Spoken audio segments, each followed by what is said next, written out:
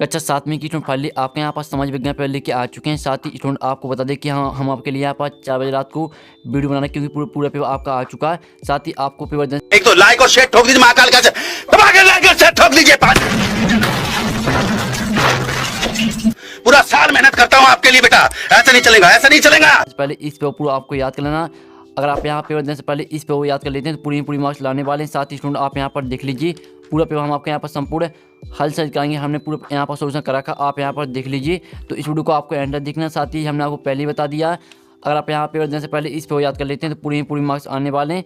तो स्टूडेंट आप यहाँ पर देख लीजिए, वार्षिक मूल्यांकन वर्कशीट 2022-23 सेट ए पूर्णांक आपका 60 रहेगा, कुल प्रश्न संख्या 24 रहेगी। ठीक है, और आप यहाँ पर परीक्षा अवधि देख लीजिए, अनुक्रम रोल नंबर। ठीक है, आपको अंकों शब्दों में आपको अपना रोल नंबर डाल देना, साला का नाम डाल देना, डाइस कोड, परीक्षा केंद्र का नाम और परीक्षा दिनांक, सब कुछ आपको यहाँ पर सही भरना। क्योंकि स्टूडेंट बहुत से स्टूडेंट भरने में गलती कर देते हैं, तो आपको भरने में गलती नहीं करना, आपको यहाँ पर सब कुछ सही भरना। अगर आप यहाँ पर भरने में गलती करेंगे तो आपकी मार्क्स भी कट सकते हैं, इसलिए आपको सब कुछ सही भरना है।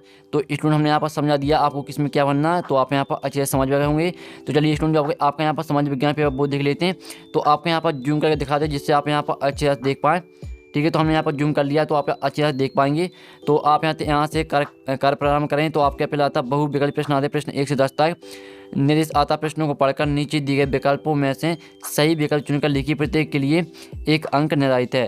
तो प्रश्न बनाता है, लाहौरी किस भाषा का प्राचीन नाम है। तो आपका यह था तमिल, बी आता बंगाली, सी आता हिंदी और डी आता पंजाबी।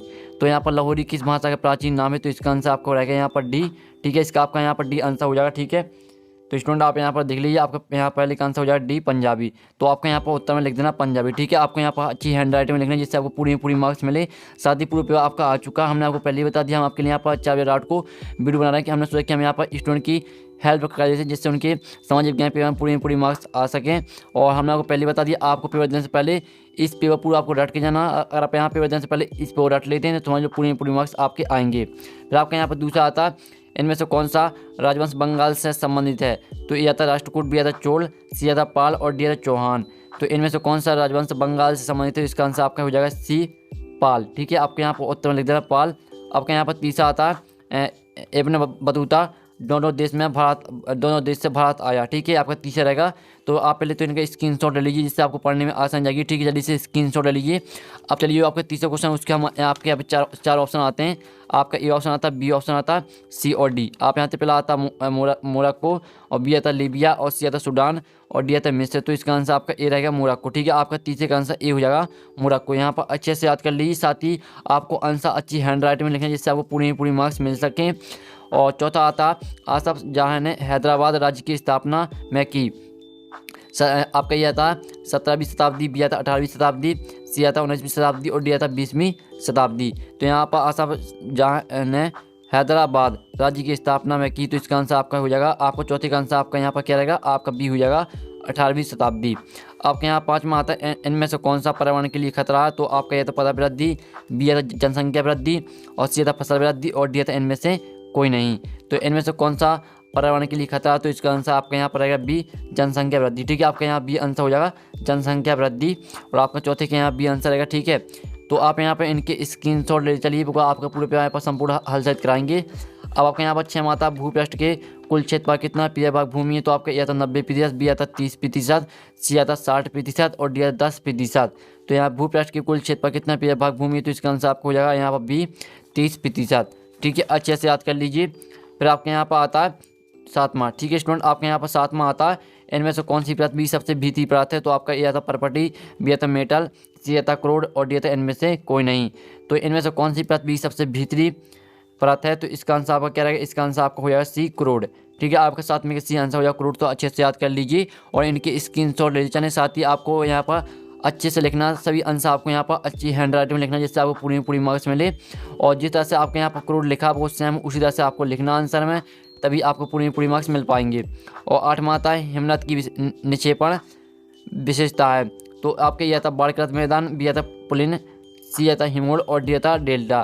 तो यहाँ पर हिमनद की निक्षेपण विशेषता, तो इसका आंसर आपका हो जाएगा यहाँ पर सी हिमोड़। ठीक है, आपका 8वें का सी आंसर हो जाएगा हिमोड़, यहाँ पर देख लीजिए। फिर आपके यहाँ पर 9वां आता है, तो 9वां आते तो उष्णकटिबंधीय सदाबहार वन एक सामान्य जानवर है। ठीक है, आपको 9वां आता है, तो इसके आपको यहाँ पर 4 ऑप्शन आते हैं। आपके ए ऑप्शन आता है बंदर, बी आता जिराफ, सी आता ऊँट और डी आता जेबरा। तो आपके यहाँ पर नौवीं का आंसर आपका ए हो जाएगा बंदर। ठीक है, आपका नौवीं का आंसर आपका ए हो जाएगा बंदर। फिर आपके यहाँ पर 10वां आता है इनमें से कौन सा संचार का माध्यम है। तो आपका ये था फ्रिज है, और बी था मिक्सी, सी था टीवी और डी था एसी। तो इनमें से कौन सा संचार का माध्यम है। तो इसका आंसर आपका यहाँ पर आएगा सी टीवी। ठीक है, इस तरह से आपके यहाँ पर जो आपके दिए थे बहुविकल्पी प्रश्न है 10 तक प्रश्न 1 से 10 तक जो आपके यहाँ पर दिए थे बहुविकल्पी प्रश्न वो हमने यहाँ पर करा दिए। साथ ही आपने अच्छे से याद भी कर लिए होंगे क्योंकि वो पूरा आपके यही पर आने वाला है। और हमने आपको पहले ही बता दी आपको पेपर देने से पहले इस पे पूरा आपको डट के जाना है। साथ ही जल्दी से आप स्क्रीनशॉट ले लीजिए। और आप यहाँ पे स्क्रीनशॉट आपने नहीं कर लें तो हम आपको फिर से दिखा देते हैं और इनके स्क्रीनशॉट आप यहाँ पर ले लीजिए। ठीक है, अब चलिए आपके यहाँ पर आते हैं लघु प्रश्न। आते हैं प्रश्न 11 से 20 तक। तो प्रश्न 11 आता है सर्व क्षेत्रीय साम्राज्य से आप क्या समझते हैं। तो इसका आंसर हो जाएगा सर्व क्षेत्रीय साम्राज्य से तात्पर्य उस साम्राज्य से है जो अनेक क्षेत्रीय राज्यों को मिलाकर बना है, जैसे सल्तनत साम्राज्य। ठीक है, आपके यहाँ पर है प्रश्न 11वीं का आंसर। जल्दी से स्क्रीनशॉट ले लीजिए, पूरा आपको यहाँ पर रट लेना है। फिर आपके यहाँ 12वां आता है जिस तरह के पंचायती चुनाव आज हम देखते हैं उनसे उत्तर मेरूर के चुनाव किस तरह से अलग थे। ये आपके यहाँ पर आता है 12वां क्वेश्चन। तो इसका आंसर आपने तो वर्तमान समय के पंचायत चुनाव सार्वभौमिक वर्ष के मताधिकार के आधार पर होते हैं, जिसमें मतदाता अपनी पसंद के उम्मीदवार के चुनाव लॉटरी पद्धति पर आधारित थे। ठीक है, आपका रहेगा 12वीं का आंसर। जल्दी से आप यहाँ पे स्क्रीनशॉट ले लीजिए, साथ ही क्वेश्चन देख लीजिए और आंसर देख लीजिए। पूरा पेपर आपको रट के जाना पेपर देने से पहले। और 13वां आता बहुमत से क्या आता है। तो इसका आंसर है बहुमत शब्द का प्रयोग मतदान वोटिंग के संदर्भ में किया जाता है। समानता जो प्रत्याशी सर्वाधिक मत प्राप्त करता है उसे बहुमत कहते हैं। आपका रहेगा 13वीं का आंसर। 14वां क्वेश्चन आता है त्रिपक्षीय संघर्ष में लगे 3 पक्ष कौन से थे। या वो 3 मार्क रहेगा। चलिए जो इसका आंसर वो देख लेते हैं। तो आपके यहाँ पर 14वें क्वेश्चन का आंसर रहेगा यहाँ पर त्रिपक्षीय संघर्ष में लगे 3 पक्ष निम्न थे। पहला हो जाएगा आपका गोजा पितिहार, और दूसरा रहेगा आपका राष्ट्रकूट, और तीसरा रहेगा आपका पाल। ठीक है, ये आपका 14वीं का आंसर रहेगा। जल्दी से स्क्रीनशॉट आप ले लीजिए।